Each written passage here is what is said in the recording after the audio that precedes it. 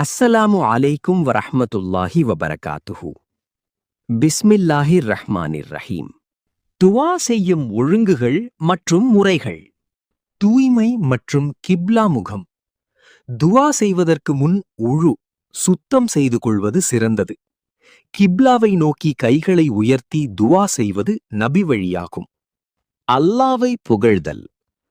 துவாவை ஆரம்பிக்கும்போது அல்லாவை புகழ்ந்து அல்ஹம்துலில்லா ஆரம்பிக்க வேண்டும்.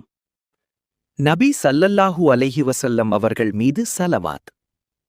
அல்லாஹுவை புகழ்ந்த பிறகு நபிகள் நாயகம் ஸல்லல்லாஹு அலைஹி வஸல்லம் அவர்கள் மீது ஸலவாத் அல்லாஹும்ம ஸல்லி அலா முஹம்மதின் ஓத வேண்டும்.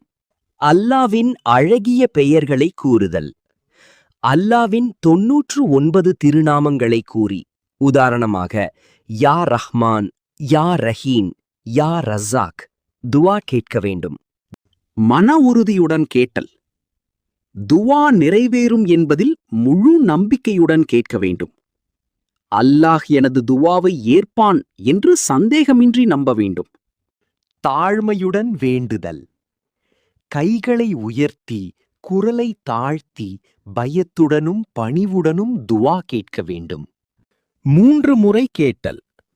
ஒரு துவாவை 3 முறை திரும்பத் திரும்ப கேட்பது சிறந்தது. பாவ மன்னிப்பு, இஸ்திக்ஃபார். துவாவிற்கு முன் தனது பாவங்களை நினைத்து மன்னிப்பு கேட்பது துவா கபூல் ஏற்கப்பட வழிவகுக்கும். துவாவை முடித்தல். துவாவின் முடிவிலும் நபிகள் நாயகம் ஸல்லல்லாஹு அலைஹி வஸல்லம் அவர்கள் மீது ஸலவாத் கூறி ஆமீன் கூறி முடிக்க வேண்டும்.